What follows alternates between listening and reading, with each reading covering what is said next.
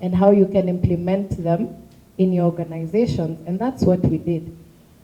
However, while still implementing the program through the trainings, we realized then they also had a challenge actually understanding this concept, because the jargons used are very big, something like data protection impact assessment. You tell someone that, they're like, what is this? Well, simply put, it's just giving risks and plans to mitigate this potential risks that can come about, right? So we realized it's first training them, but also training them in a way that they can understand. So possibly breaking down the policies into a language, into a format or a framework that they can grasp easily and therefore implement the policy. Thank you so much, Gloria. So Gloria tries to say that when you're delivering knowledge and skills in the community, how do you break down the different jargons that are embedded into our own policies to a language that can be understood?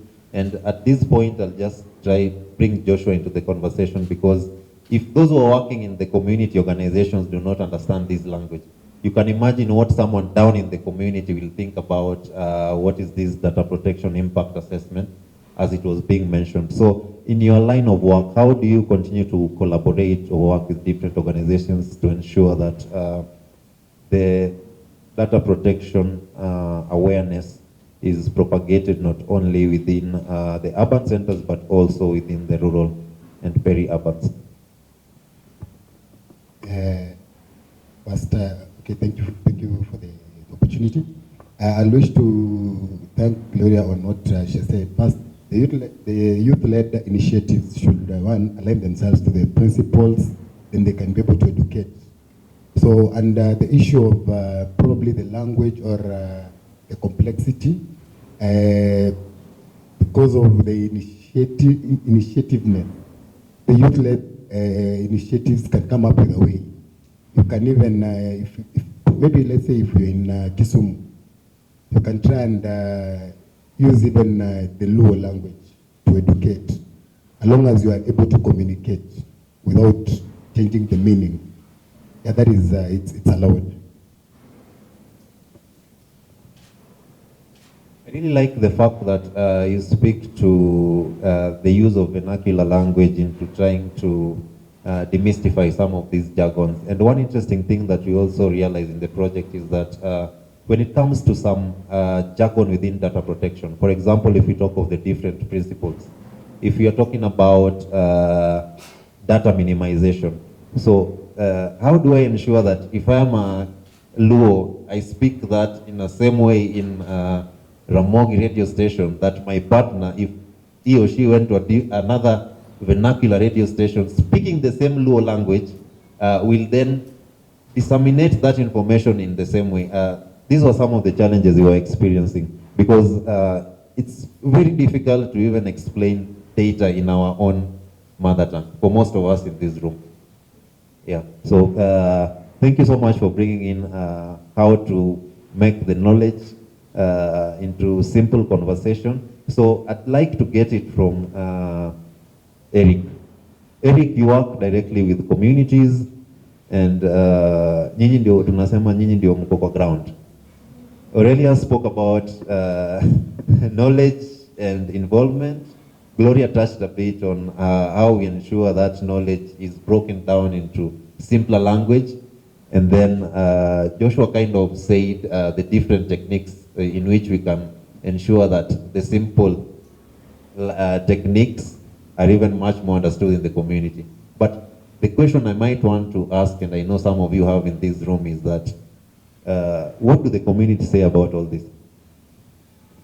Well, first of all, you must understand that even for myself, I came to learn about the Data Protection Act last year around March. I think that was when Zedi visited our organization, and now he was talking about this Data Protection Act, and I was like, I'm in charge of Mandi and I've never heard of such a thing. And then you hear Gloria saying, it's not such a big thing. because she's familiar with it. But at that time, at the organization, we are not. And then you hear somebody telling you, if you are non-compliant, you get a fine of 5 million, and you're a small community organization. So you wonder, how is this not a big thing for an organization, a growing organization, right? And then I start to understand slowly, even the data subjects themselves, apart from the organization, the data subjects that we work closely with have no idea, say maybe the concept of data subject rights, and you're being told, even before you go to collect any personal data from someone, you have to make them aware. And it's not an easy task, especially for us as an organization. We work majorly with vulnerable populations. That includes the street-connected children, children from the informal settlements, women and youth, and waste workers as well. So all these are sensitive data. Some of them may not even begin to understand, because you have a concept of what data protection is, but now you want to go and explain this to a street-connected individual he does not know, he does not care, but you still want to obtain consent from them before you collect any personal data. So it becomes a very difficult task for us as community organizations. Kisumu alone, Kisumu County has more than 100 small CBOs. And you see what ICON has done is to start by capacity building 10 community-based organizations, right? But there are still around maybe 90 more that are not aware of what a Data Protection Act 2019 is and are non-compliant. But then you also understand the law that when the ODPC does their audit, and they have the right to come to your organization at any given time to do audits, and then they find you non-compliant, and you say, no, we are not aware of this. That is it's not an excuse for you. So again, the fines there. So it's the biggest thing, I think, for community-based organizations is, as we have started, maybe continue with capacity building for community-based organizations. That is how we ensure sustainability. But other than that, we also want to make sure that the organizations you're capacity building are in a position to also uplift other small organizations. And I think that is the initiative I took upon myself and with the organization. I think that other than working with street-connected children, we work with children in contact and conflict with the law, and that is children in maybe remand homes, juvenile justice institutions, and they work with partners as well. And find partners working in these institutions also are still not aware of the data protection laws in the country. So, and their children, so you need to protect their data. At any given time, you could be sued for data violations. And yes, so capacity building is a big thing, but as well, like Aurelia said, peer-to-peer learning. You train the trainer. So if organizations are capacity built, then the people in those organizations that have been capacity built have to be able to pass the information down to other people. Yeah. Wow, thank you so much, Eric. And Eric is just reminding us that ignorance of the law is no what? Yes, is no defense, right? And before we dive into the next segment of the conversation, I just wanted to get like 2 to 3 reactions from our audiences. We are talking about how can we ensure that these youth-led interventions that we are having within the community per regards to data governance, data protection and digital rights can be sustainable and can be scaled. So I'll give 1 minute each to 3 people just to give us their experiences, if they're already working on this, to try and enrich the conversations. I believe in this room, we have different experts, different experiences, and I don't want to limit that knowledge only to those of us who are seated in front. So in 1 minute, I'll be rolling the mic. Who's going first? Oh, sorry. 1 minute, please, right? So your name, organization, then dive in.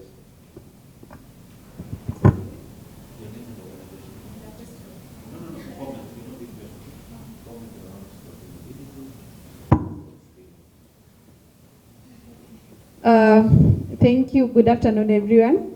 Hamda Said Ali. I'm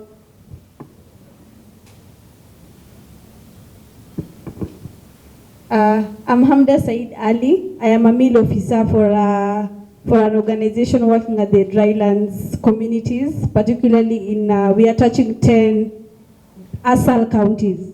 So maybe just to comment, because I had a question, but it's okay. Maybe just to comment is that the conversation is enriching and educative at the same time, because I think I got wowed by the 5 million for not being compliant as an organization, and also the sustainability strategies, especially the use of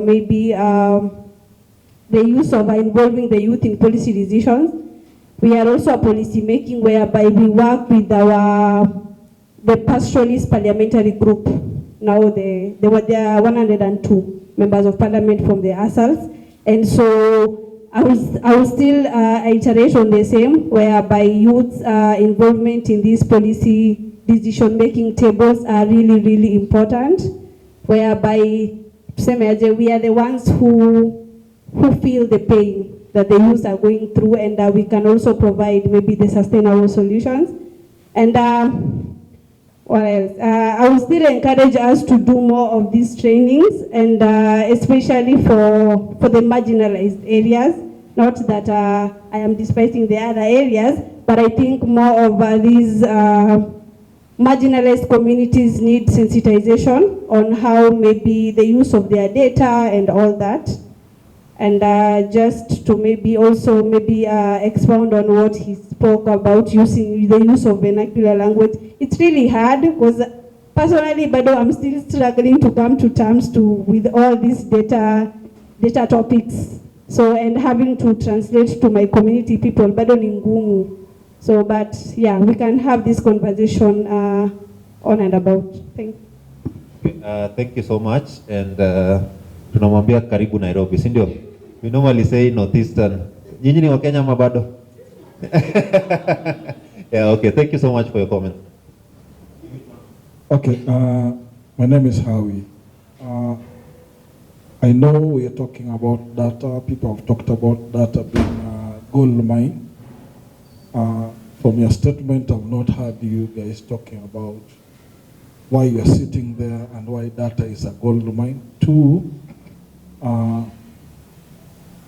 what is the meaning of data? And how is it important for knowledge, which means traditional knowledge, which is we are losing as Africans? I think those are the things I wanted to ask. Thank you so much for keeping in time. I'll take one last comment. We are keeping the questions for the last segment, right? These are just comments around sustainability and also to get your expertise. Afternoon. My name is Itonga. I'm the National Convener of Ward Administrators, Kenya. So I'm very excited to see youth-led activism and youth working with data protection. My thing is, maybe you should bring more youth into issues of governance, because where I sit, I never think policy and governance is at play. Only 1% of youth come to issues of governance. So the question is, how would we increase the number of youth in our barazas? How will we interest them to be interested in the issues of governance? Thank you very much. Wow. Thank you so much for those comments. I believe now my panelists has an idea of what's taking place not only within their own organizations, but also without their organizations. So when Eric spoke to a very important thing that we are going to dive into next. And Eric said that before ICON data, he had no idea of what was data protection. This is not assuming the fact that data protection had been in place for about 4 years, right? And the ODPC office had been institutionalized for around 3 years. Is it 4? 2021, okay, about roughly 4. Yeah. So the next question that then we need to dive into, because it feels like this is not a one organization or a one institution thing to work on. We want to understand if you were to bring in or work with other multi-stakeholders, then how will that look like? And of course, I just want to ask this to Joshua to start by guiding us. What are they doing to ensure that other partners are coming on board to drive the knowledge and to also to drive the attitude and also ensure that youth are involved in the table? For multi-stakeholder, we do have collaborations, and as ODPC, we do regulation on behalf of government.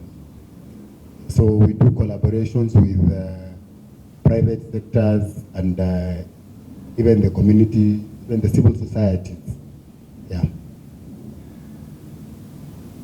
Okay, how does that partnership look like? And if we were to ensure that organizations such as Homeless of Kisumu get this information in time, what would it require in terms of the partnership? How would it look like?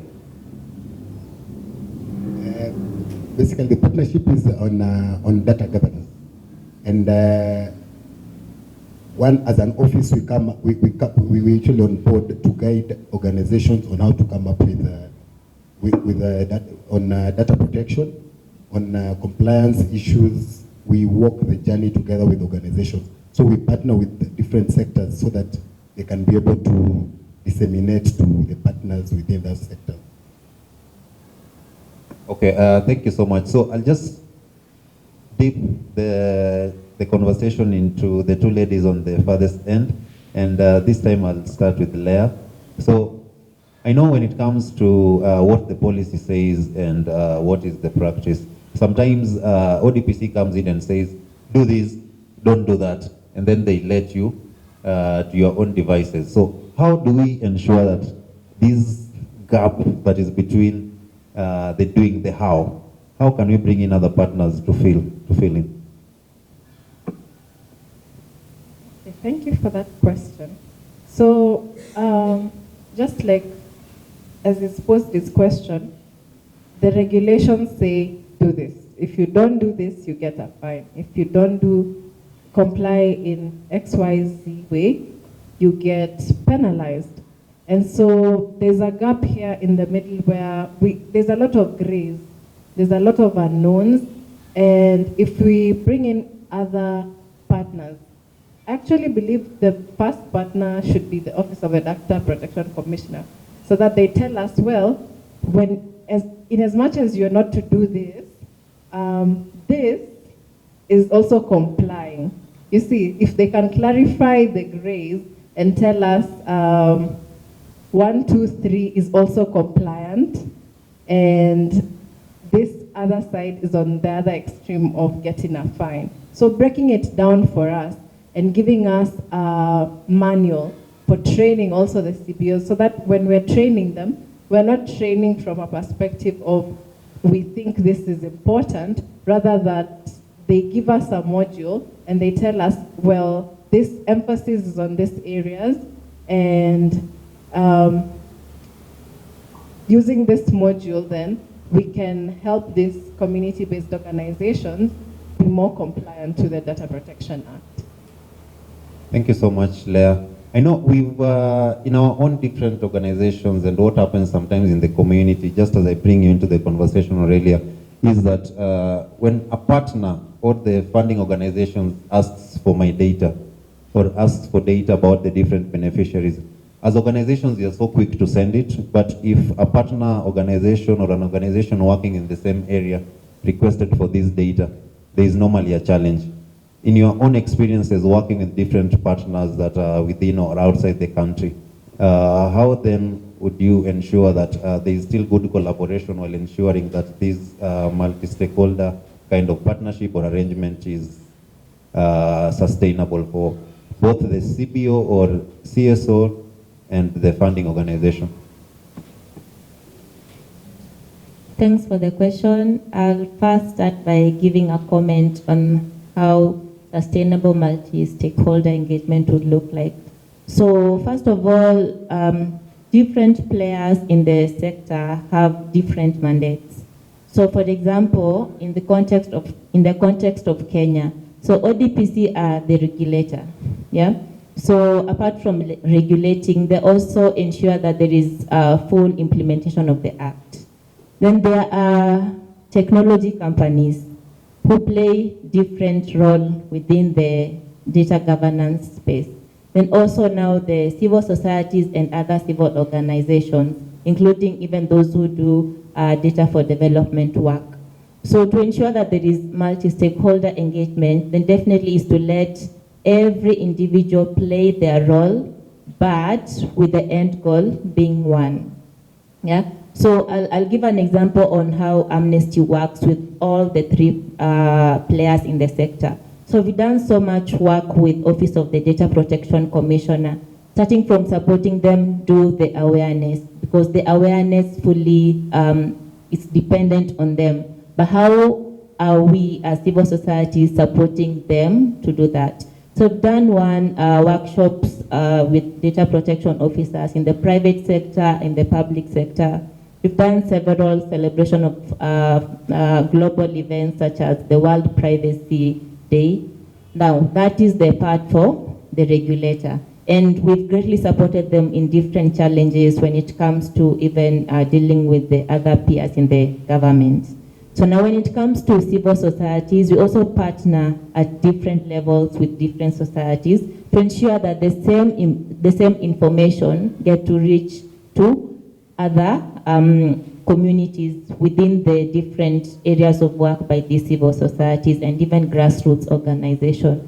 As Zedi mentioned before, we are in 8 select counties, basically focusing on capacity building civil societies to ensure that first they start their compliance journey to the Act, and then secondly, they're also able to run advocacy and campaigns with regards to data protection. Now, and even tech companies, you have a separate program that work towards holding tech companies accountable to ensure that during their ways of working and development of different apps, they are able to have human rights respecting approach when developing these products for us, because at the end of the day, the citizens are the consumers of the act, the consumers of all these products. So we have to strike a balance.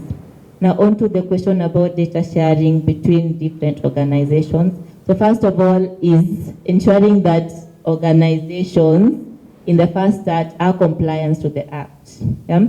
Then also organizations have different data sharing policies. An example for Amnesty is when you go to our field activities, we collect different segments of data, but we do not share the exact sheet of data collected with the donor, for example, doing that work. Because at the end of the day, the donor is not interested with how many female were in your meeting, how many male were in your meeting, what age bracket were your participant in. The donor basically will look at, were you able to reach ASAL areas, for example? Were you able to reach urban areas, for example? Were you able to reach the semi-urban areas? And how many or how big was your reach within these areas? So it's the individual responsibility of these organizations to ensure that there is data minimization of what they share with their donors and even what they share with their peer organization, because basically some of the principles of data protection is one, data minimization and also data security. And of course, all that lies on what legal basis did you provide to this data subject when you're collecting all this information that you have. And how secure is this information when you're doing the sharing with different people within your areas of work? Thank you. Wow, thank you so much for that insight. And I just wanted to bring Eric into the conversation. So when you're talking about data sharing, and we assume there is this particular funder who's asking you, can you please give us like a case story of one of the beneficiaries or people that you're supporting so that we can see our money is indeed working? Now that you've gone through the data protection training, how do you do it in your organization? Well, first of all, there is the understanding that even before you go to collect data, you have to inform the data subject of their rights for which you will be collecting, the purposes for which you will be collecting the data. So they have to be aware. And like I said, in our field of practice, we work with a very vulnerable population, some that are not really conversant with even the simple basics of what data privacy is. So it becomes a difficult experience because you, as the data protection officer, you understand the rights of the data subject. So and then maybe just to mention, street connected families are a very funny group. So you can be meeting them today. They're very happy to see you. You take photos, you tell them we will be taking photos for this and this and this. And they agree, and then tomorrow you meet them again and they're like, no, us, we don't want our photos to be taken. Oh, you're going to use our photos to obtain donor money and you're not supporting us effectively. So they're sort of almost like people who are bipolar in nature. Today they're in a good mood, tomorrow they're completely different. So you find bringing conversations to these particular groups of beneficiaries is proving a challenge in enhancing the message of data protection even to the beneficiaries themselves. So you may be understanding what you need the data for, but if they don't, then even the data you're collecting you cannot use. So it's you have the data, you cannot process it, and it's almost like it's useless to you. You don't have any use for it. But also contribute on policy and practice, right? So government is here. Government says this is what we want CSOs to do. But on the ground, really the government is not putting really much effort into creating awareness among these CSOs for what data protection laws in the country are currently, right? And which is why I think organizations now taking initiative, for example, when ICON took initiative and with support of partners like Amnesty to capacity build civil society organizations to be able to be data compliant, right? So we understand sometimes the government, most of the time the government does not have the resources to do anything. Maybe the human resource they will provide because they are mandated, they're the regulatory body. But you understand that even for human resource, there's a need for additional financial resources that people might need to facilitate these conversations. And that is where partnerships with international organizations like Amnesty come in hand. Otherwise, really, most civil society organizations that are not conversant with the data protection laws of the country right now, if the ODPC was to do an audit for organizations in Kisumu County, most organizations would shut down. Thank you so much for those comments, and Eric really brings up a very important part of the conversation. In terms of, if you look at the ODPC registered organizations, we have about 8,000, 9,000. But remember, this is 8,000 is a combination of private, whatever public, and also the CSOs. This is just a drop in the ocean. So it means there is still more work that needs to be done to be able to bridge the policy and also the practice.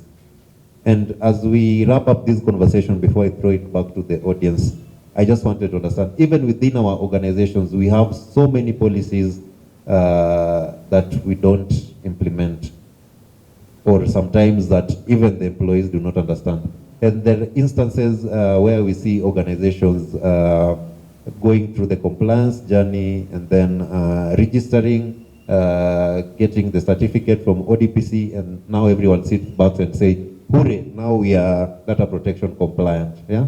But remember, compliance is a journey, just like we said. So how do we bridge the gap between policy and practice, so that even if I have a certificate of compliance from ODPC, if you walked in to do an audit in my organization, you'll still find me doing the same practices that I alluded to when I was applying for the certificate.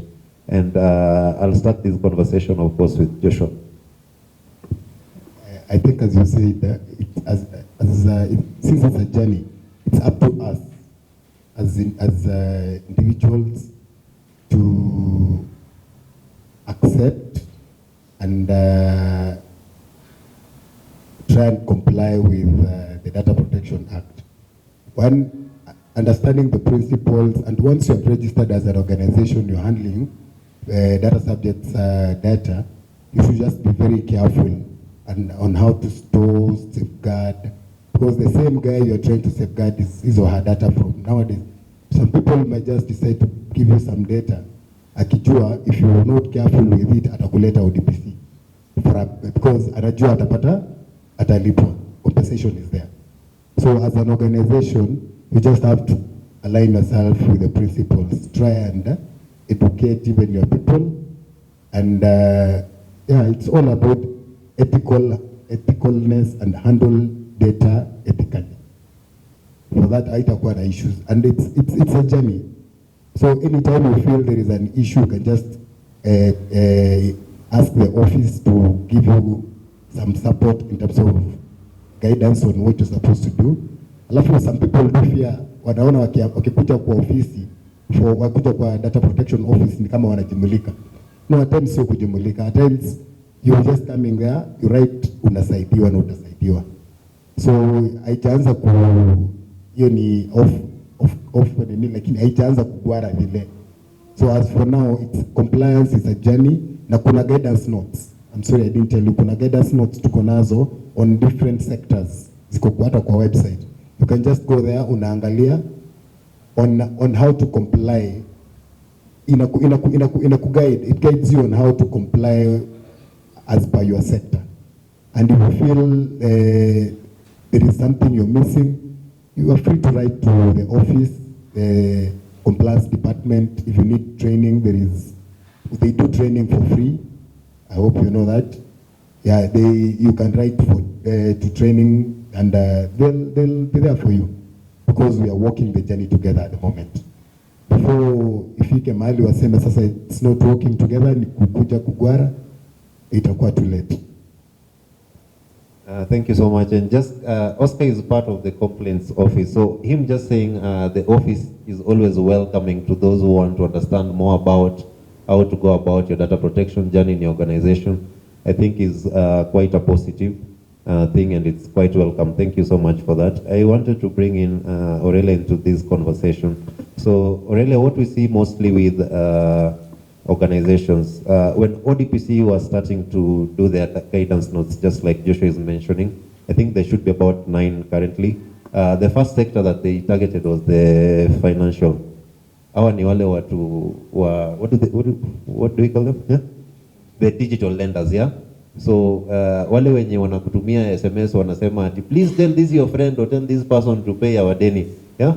That was so rampant, and it's been happening a lot. I know in our communities also what happens is sometimes, like Eric was alluding to, we take pictures of people and then post them all over our social media. And that is a practice that most non-profits partake to.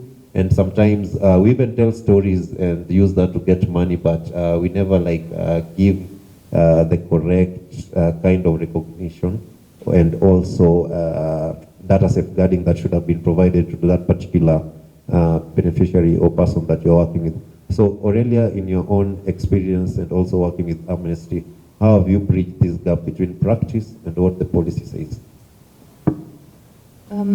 Thanks for the question. First of all, is the main thing or action that will lead towards bridging the gap is awareness, and awareness. Because initially, even ODPC can agree to that. from 2019, 2020, 2021, even the number of complaints that they were getting about data breaches, they were so small as compared to now. And the main reason why the number are gradually increasing is because there's an increased level of awareness when it comes to right to privacy and the breach of that right to privacy. So my main commendation or action point is for us to continue learning more about the concept and telling other people to get learning more about the concept of data. And that's what's the model that we are using, because when we first started this work, our main question was, so ODPC have the act, so people are supposed to comply with the act, so they will do the implementation, but these organizations, the institutions that are supposed to comply with the act, do they really know what it looks like? So our approach at the initial start was to ensure that we are doing lots of awareness to different levels of communities, and that's being working with civil societies to conduct the awareness sessions. Number two, working with children and young people for them to understand their digital rights and online safety. So it's not a one-stop thing, it's a multifaceted, such that each and every individual, be it the institutions, be it the CBOs, be it the citizens themselves, are involved in this conversation. And just to applaud ODPC for the work that they are doing, especially in county awareness, which we've been part of some of the county awareness forums. So they do go to different counties, do the awareness sessions, especially those ones that are not formal, that specifically target the citizens. Because what you realize is that most of the conversations are happening among the professionals in the sector and not necessarily trickling down to the community. Who are the data subjects? Because if I am an institution or a civil society and I want to misuse this mama's photo and phone number for me to get funding, at the point where this individual at the community has been capacity built and they really understand that a phone number and a name and a photo are valuable, that's the only way they can exercise their right to privacy.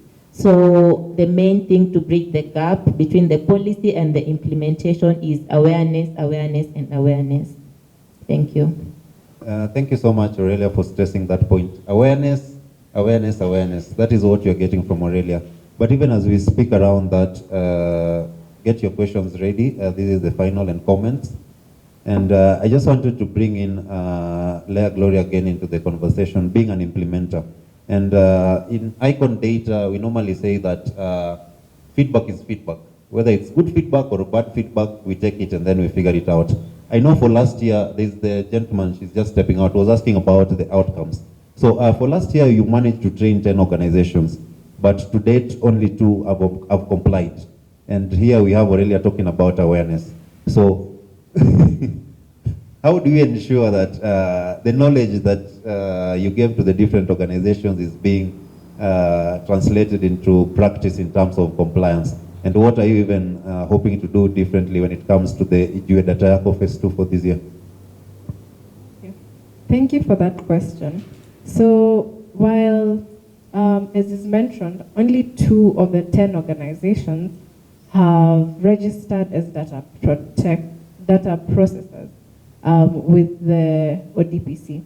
So the next phase of Ijue Data Yako, apart from the trainings, which we will still do, we will actually go into implementing the compliance with data protection. We'll walk down the journey to help them register, hire or appoint a DPO, train that DPO effectively to be able to guide and help the organization still maintain compliance, especially with data sharing and everything else that will help the organizations become data compliant, in the long run.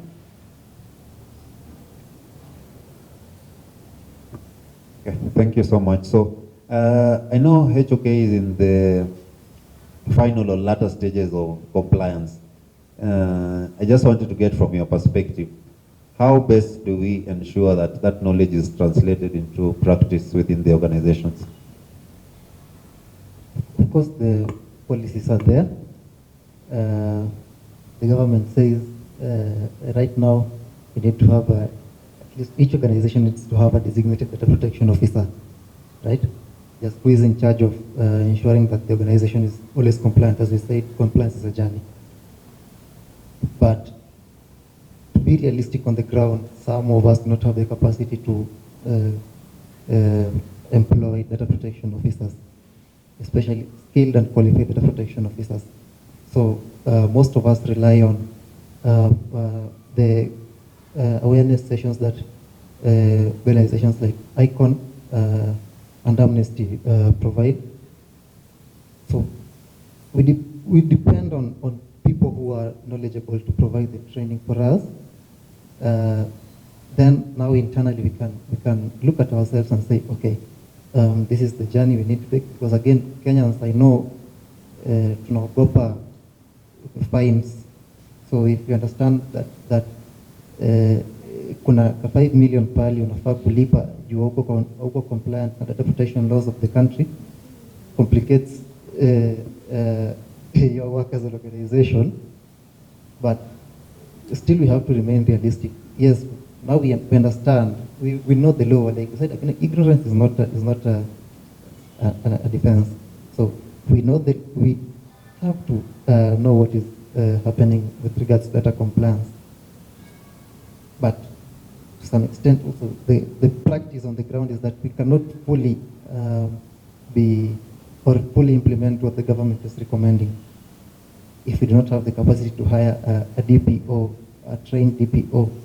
Sometimes we may know someone somewhere who is the data protection officer that is willing, but now who is going to pay them? Are we able to have this? Do we have those resources to pay data protection officer in the organization full time? But then as well, the government, I know, is making efforts to simplify the Data Protection Act for small organizations to understand, right? Which is a good step. And in the journey of compliance, again, if we look at, you've been trained, like you said, you train 10 organizations, so only 2 are compliant.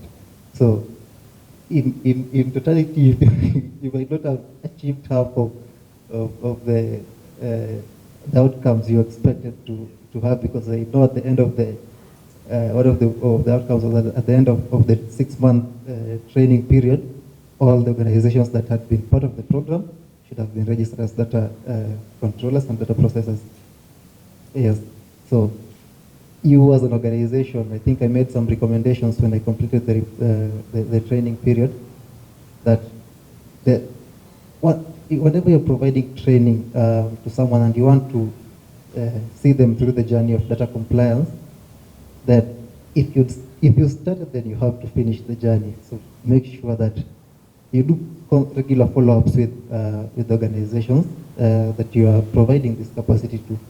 I know sometimes it might be resource intensive, but if you still again want to see the success of your outcomes, it's something you have to commit to doing.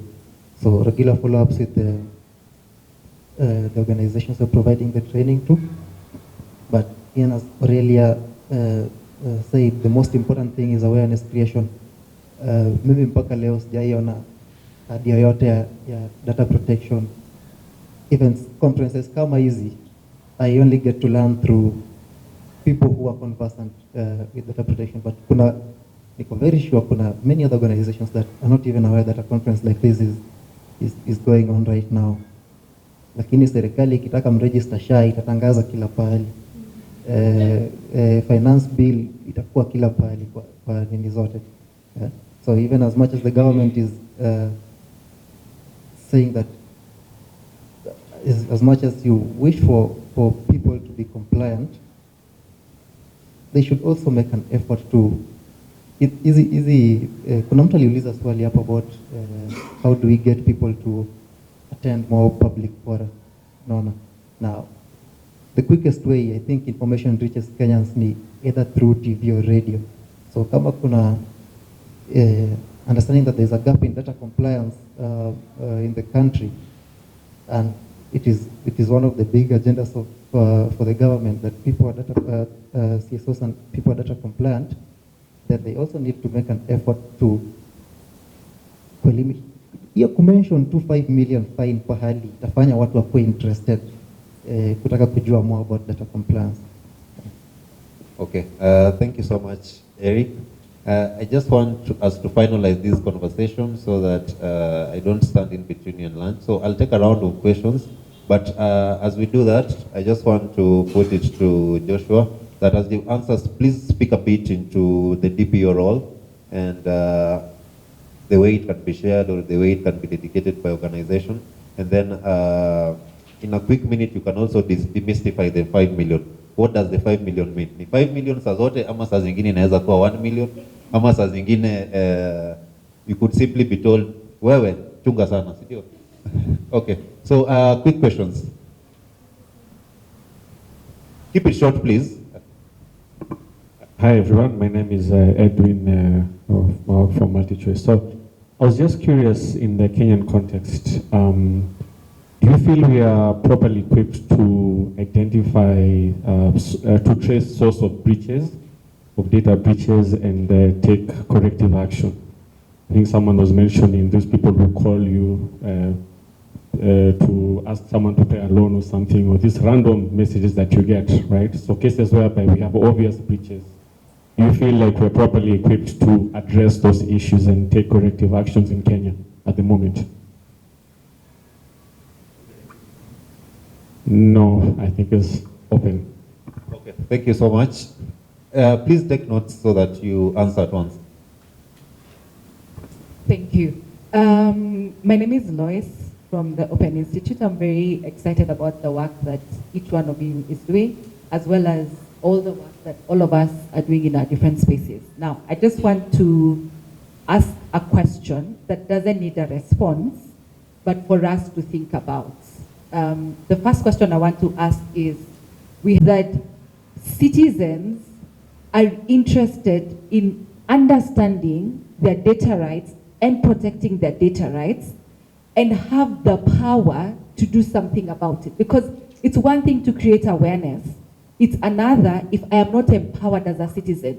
And you know, the simple example we keep talking about, the Book of Truth. If I walk into a building or I go somewhere and I'm being asked for my personal data and I don't want to give it, fine, the building, there are regulations around that, so I may not fight about it with the guard. But in other spaces, I'm being asked for data and I don't want to give it as a citizen because I've been made aware, but I don't have the power to say no. So in what ways then do we empower the citizens? And particularly from the ODPC, it would really be good for us to see something coming out of that. I think the last quick thing I just want to say is, and this is an open invitation to all of us, at the Open Institute in 2023, we ran a data fellowship program for CSOs and CBOs.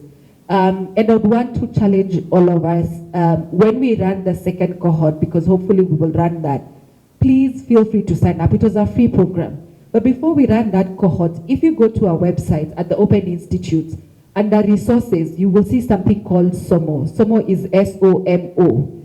If you go to SOMO, there is a free digital course that is titled CSO Data Fellowship course. There's even another course for data governance, I think an introduction to data governance. And that already are free resources that all of us can begin to use to be able to appreciate and understand the Data Protection Act, but also beyond compliance, what is the knowledge that we need to do so that then as we move to the next phase of compliance, we are aware of the regulations. Thank you. Wow, thank you so much, Lois, for those sentiments. I'll take one more question. Good afternoon, everyone. My name is Lynette Kawira. Sorry.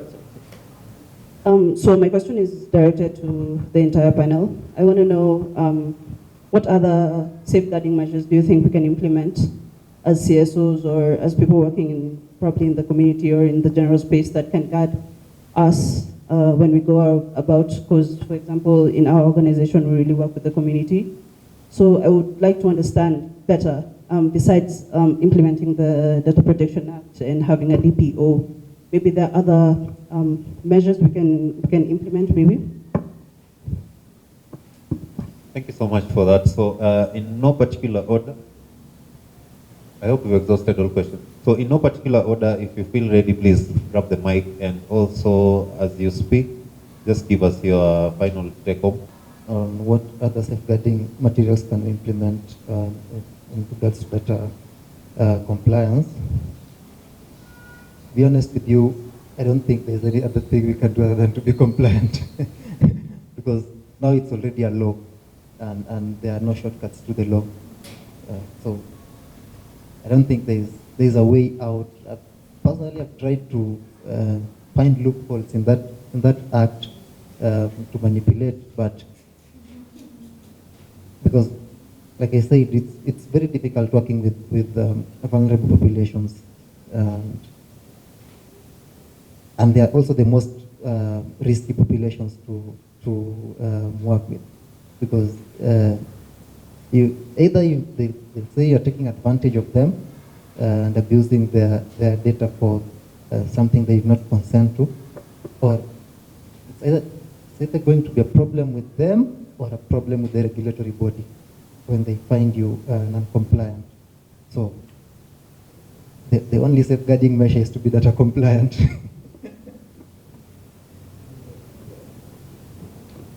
Okay, maybe I can answer. First, let me start with the 5 million. For you to be penalized, 5 million shillings, it means you've not, once you are given that enforcement notice, you have not complied with the enforcement notice. Always power to penalty to evil. So once you comply to the enforcement notice, then unawatu. So the moment you, by the time you're getting 5 million nini, hapo umekuwa pia comply.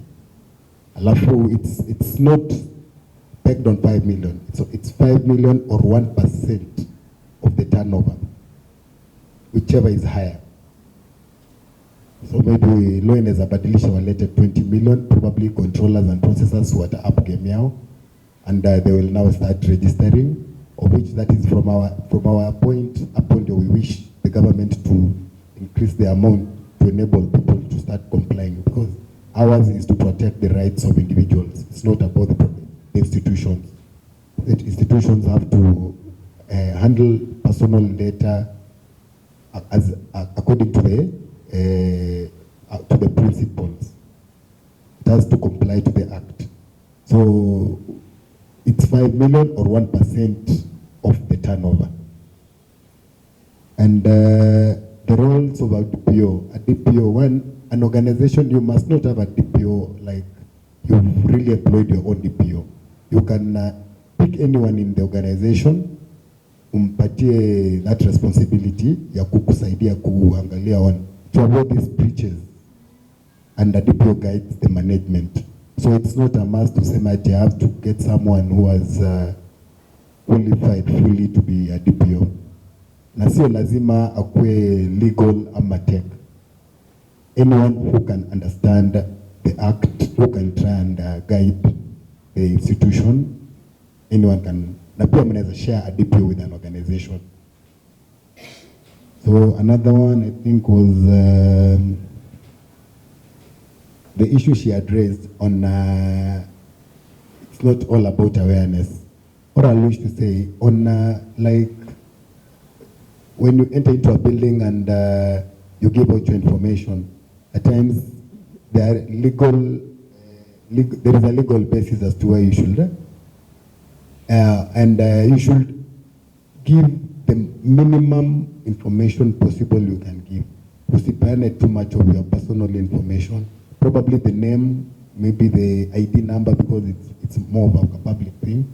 Yeah, and your phone number just in case. At times you're in a building like this, anything happens, there is about contact tracing. So you try to minimize on what you give. So if you get someone asking for more than what you feel is minimum enough, hapo unaweza mwambia, ai, huwezi niuliza mambo zingine kama hizo. I think, which one else? That one is a bit needy for me to answer, but I'll leave to ask. Is it from the regulator or from the controller side? As a regulator, you see, once, for us as an office, once we receive a complaint, we do our investigations, and yes, we really do a thorough investigation. So if as an institution you have had a breach, that is why you are always asked, if you feel there is a breach, just report to the office. Ndio isikuje kukuja kama complaint. If it comes as a breach and you have reported within the timelines, it will be a journey now working together for compliance. Haitakuwa back and forth za kuanza watu wanatafuta compensations. So once you receive or once a breach has occurred in the organization, just do it within the 72 hours, report to the data commissioner of a breach, process mwanze pole pole. Yeah. But for once a complaint comes, for us as complaints department, we handle it till mwisho. Yeah. I will answer, I'll build on his point, but now from the data controllers or processors perspective. I believe we can have the capacity to handle data breaches, but we might not quite be there. Because you see, sometimes you have data that you have stored somewhere, but there's somebody else who's more competent technically and can hack your system or get that information in other malicious ways. So it's up to us to enforce our data management systems, how we store that data, how we send it. Is there a way you can encrypt the document so that the other party needs to have a key or a password that you yourself has given them, right? So that that information is not easy to get just by any random person going through your PC or through your drive rather. And then I'll answer her question that she asked for us to ponder on the Data Protection Act being a must-have, vis-a-vis right now that it is just something that we are seeing. It's good to have, and I think it goes to perception. Right now, I feel like the conversation is steered by fear. We're afraid that we will get penalized, that we will get a fine. And so from the place of fear, we will be compliant, but not because we want to be compliant, but because we don't want to get a fine. So if we're able to change how we tell this story, how we present the Data Protection Act, yes, it is important. Yes, it is very, very important, in fact. But then can we make it sound less of a fear-inducing thing and more something that ourselves we can take up and be like, yeah, I want to protect the data of the kids that are around me, of the people that I am working with, of the beneficiaries of this program, because I care about their data and their lives and how it will impact them. And then from that place now, we can own the narrative, right? Yeah. I'll say something on the breaches. Like, even for us inside this hall, how many of us know what is a data breach? Because when you tell someone a data breach, they understand it mostly from the angle of the technical angle of data breaches, like office database being hacked, your say your information system being hacked. But according to the Act, and correct me if I'm wrong, it is the unlawful processing of data, which means as a data subject, if ZD gives out my email, my name, my phone number without my permission, that is a breach. So I feel like there's lots of work to be done with regards to what is a breach. before even we think about do we have capacity. Because as a citizen, I might not have technical measures in place to ensure that I do not experience a breach. But then if I really know what is a breach, then I am able to report or file a complaint with ODPC because my information was leaked by an individual or by an institution. And that's not necessarily being that that institution faced a hack, or maybe their email system was manipulated maybe by their ex-worker or someone. So it's the whole thing about what is a breach and what does it look like for these common mwananchi, and not just using the technical angle of data breaches. And then on the comments by Lois, yeah, there's still the question around doing the awareness and making the citizens interested in data rights. Because at the end of the day, we all know how bad the economy is. And we experienced this during the WorldCoin saga. So we even had beneficiaries of this program actually do register with WorldCoin and their iris collected. So there's that conflict between it is my information and I can use it whichever way I want to use it. And then also there's us telling them, yeah, you have a right to privacy. So the act says biometric data should not be collected. But then this person is giving me 7,000 shillings, which will feed my family for an entire week. So again, there's a gap there, and there's a lot of work to be done just to ensure that there is a change of perception, a change of attitude, and building up of knowledge for citizens to understand their data rights. Thank you. Wow. Thank you so much for finishing the conversation in the note that we started, where we were talking about what does the governance say and what do the ethics require. So, well, the governance might say do not give out your biometric information, but in terms of ethics and what your pocket says, the story might be different. So let's ponder over this as we dive into the different conversations for the day and even for tomorrow.